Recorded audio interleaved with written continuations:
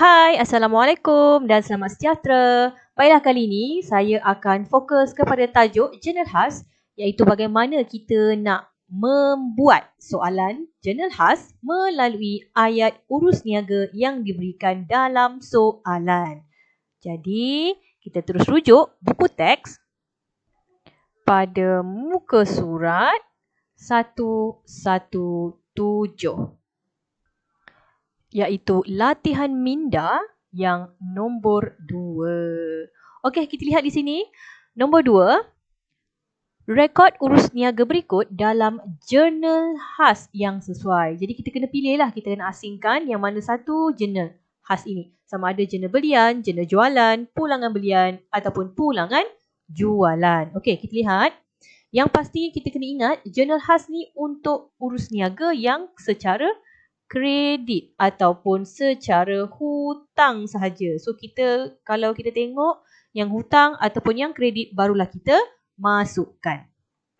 Baiklah, kita lihat soalan yang pertama iaitu Februari 4. Hantar invoice. Okey, ingat invoice ini adalah secara hutang ataupun secara kredit. Jadi soalan ini kita kena fahamkan sama ada dia adalah jurnal jualan ataupun jurnal belian. Okey, bila cakap invoice saja, dia mesti jurnal jualan ataupun jurnal belian. Sekarang kita tengok. Invoice ni dihantar kepada kedai juara. Jadi maksudnya di sini, kedai juara ni, dia beli dengan kita. Jadi kita jual kepada kedai juara. Sebab itulah bila kita jual dengan dia, kita akan serahkan invoice kepada kedai juara ini. Maka untuk soalan ini kita akan masukkan di dalam jurnal jualan. Okey, bukan jurnal belian jurnal jualan. Okey, soalan yang seterusnya. Okey, Februari 6. Okey, kedai juara memulangkan barang. Okey, bila dia kata memulangkan barang, so dia adalah jurnal pulangan. Okey, kedai juara memulangkan barang kepada kita. Jadi dia adalah jurnal pulangan jualan. Okey, dan soalan 12 hari bulan, hantar invoice sekali lagi. Okay, bila dia kata hantar invoice kepada Pasar Mini Ida, maksudnya ni adalah jurnal jualan. Jadi macam mana kita nak masukkan? Okey, kita terus pergi kepada format jurnal khas ini. Okey, baiklah. Untuk soalan ini, saya dah sediakan tapak di dalam description dekat bawah video ni. Anda boleh download dan cuba dapatkan dan cuba buatlah di dalam tapak yang disediakan ini. Okey, untuk soalan ini, tahunnya adalah 2016. So, kita dah masukkan siap-siap. Seterusnya, kita rujuk terus kepada soalan tadi. Okey, dia kata jurnal jualan. So, kita pastikan kita letak tarikh dia iaitu 4 Februari 2004, kedai juara di dalam jurnal jualan. Kita masukkan seperti ini. 4 Februari, kedai juara 2,400. Okey, seterusnya. Pada 6 hari bulan, kedai juara memulangkan. So, kita tulis balik nama kedai juara. Memulangkan 2010 di dalam jurnal pulangan jualan seperti ini. Okey, 210 210.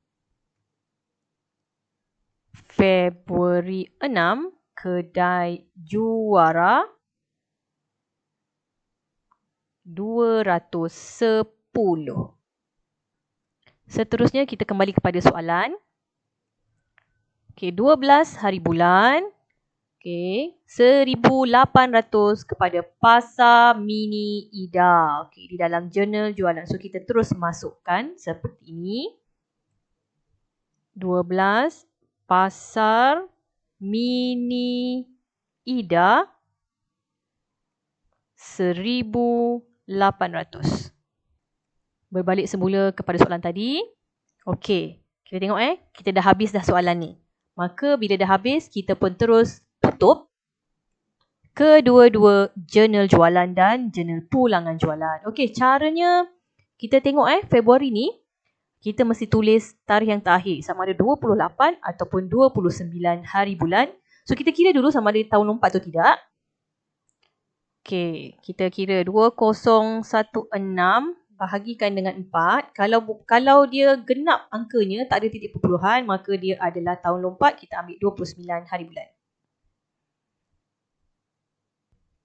Jadi kita masukkan tarikh dia 29 hari bulan. Okey, memandangkan ini adalah jurnal jualan, so kita akan tulis dia di bawah ini sebagai akaun jualan. Okey, angka total di sini kita masukkan.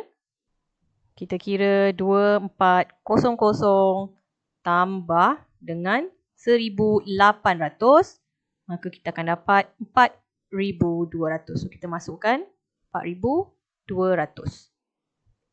Bagi jurnal pulangan jualan, so kita dah tahu tadi 29 Februari, last tarikh bulan Februari. Namun di sini jurnal pulangan jualan, so kita akan masukkan dia sebagai akaun pulangan jualan. Okey, dan terus letak saja angka dia, 210. Okey, kalau kita tengok dekat buku teks jualan ataupun pulangan jualan ni dekat bahagian belakang, dia akan isi sama ada debit atau kredit. Jadi saya suka sangat kalau kita guna rumus ini, B U D U. B bermaksud belian, D bermaksud debit. Okay, so kita masukkan dalam petak ini dahulu. Kita tulis belian adalah debit. Okay, kita ingat satu ni je. Belian adalah debit. Jadi secara automatiknya jualan dia mesti terbalik. Jualan dia akan jadi kredit. Okay. Belian bila debit, pulangan belian akan jadi kredit. Maka jualan kredit, pulangan jualan dia akan jadi debit. Dia mesti terbalik antara satu sama lain. So kita ingat prinsip Boodoo. Okay, ni memang saya suka sangat. Prinsip Boodoo, B untuk belian, D untuk debit. So kita ingat yang pertama saja. Dan kita sediakan kotak ini. Okay, jadi kita masukkan jualan adalah kredit. Buat kurungan, tulis KT untuk kredit. Manakala pulangan jualan dia akan jadi debit. Dan kita pun tuliskan sebagai DT di dalam soalan. Di dalam jawapan kita. Okey, siap untuk soalan nombor 2. Seperti ini. Next, kita akan teruskan dengan soalan nombor 3. Okey, ingat sekali lagi, jurnal khas adalah untuk soalan urus niaga yang hutang ataupun secara kredit. Okey. Kalau dia melibatkan tunai, dia akan pergi dekat buku tunai. So, dia tak ada kena-mengena dengan jurnal khas. Baiklah, tengok 5 hari bulan. Belian secara kredit. Okey, dia dah kata belian kan? Maka ini adalah jurnal belian. Okey, kita gerakkan sikit. Okey, ini adalah jurnal belian. Daripada perniagaan Fadilah, nilai dia RM1,000. Okey, soalan yang kedua iaitu 15 hari bulan. Belian tunai. Okey, bila dia kata belian tunai, maknanya soalan ini kita tak perlu pandang. Sebab dia kata belian tunai. Kita nak cari yang jurnal khas saja kan? Okey, belian tunai ini dia adalah untuk buku tunai. So, kita boleh abaikan soalan nombor 15. Okey, kita nak cari jurnal khas je ni. Okey, nak cari jurnal khas sahaja. Next, kita tengok. Kita ada 20 hari bulan. Jualan secara kredit. Okey, jualan secara kredit ni macam saya cakap tadi, dia adalah secara hutang. So, automatik dia akan masuk dekat jurnal jualan. Okey, nilai dia RM2,000 kepada perniagaan Yap. Okey. Pada 30 hari bulan, okey, jualan tunai. Okey, nampak perkataan tunai ni? So, secara automatiknya dia bukan jurnal khas. Okey, kita tak nak tengok benda lain So, ini adalah buku tunai. Jadi, kita boleh abaikan saja soalan pada jualan tunai ini. Dan kita tengok tarikh 30 hari bulan, iaitu pulangan barang niaga. So, siapa yang pulangkan? Pulangan barang niaga ini, perniagaan Yap yang memulangkan. Jadi, ini adalah jurnal pulangan jualan. Okey, perniagaan Yap, kita tuliskan nama dia nanti. Nilai dia adalah RM50. Okey, kita lihat macam mana nak masukkan ke dalam format jurnal khas. Okey, tapaknya saya dah sediakan sama macam tadi. Pelajar boleh terus download tapak ini dan boleh cuba buat berdasarkan soalan pada buku teks. Okey, kita tengok kita ada jurnal belian, jurnal jualan dan jurnal pulangan jualan. So macam mana isi? Kita akan fokus terus kepada latihan dia tadi. Mac 5, beli secara kredit. Okey, nama dia tadi perniagaan Fadilah RM1,000. So kita masukkan dekat jurnal belian. 2016 Mac 5 perniagaan Fadilah RM1,000. Next, jualan, iaitu jenis jualan perniagaan Yap RM2,000. 2016 Mac 20 perniagaan Yap RM2,000. Next, pulangan barang niaga yang rosak, okey, iaitu jurnal pulangan jualan perniagaan Yap RM50. So kita masukkan 2016 Mac 30 perniagaan Yap RM50. Okey. Dah selesai pun soalan nombor 3 ini. So kita boleh terus tutup jurnal khas tersebut. Cara nak tutup sama macam tadi. Okey, memandangkan Mac ni akhir bulan adalah 31. So kita terus tulis. Okey, di sini jurnal belian. So kita akan tulis akaun belian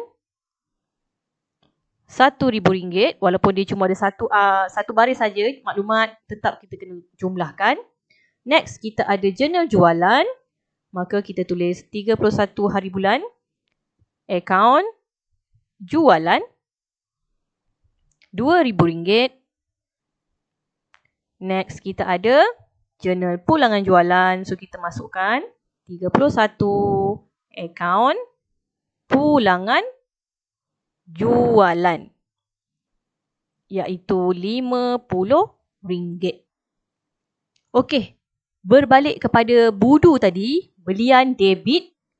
Jadi bila belian debit, jualan kredit, pulangan belian kredit, pulangan jualan debit. So kita masukkan debit kredit tersebut pada soalan ini. Okey, belian dia akan jadi debit, so kita tulis DT. Bila belian debit, jualan akan jadi KT, iaitu kredit.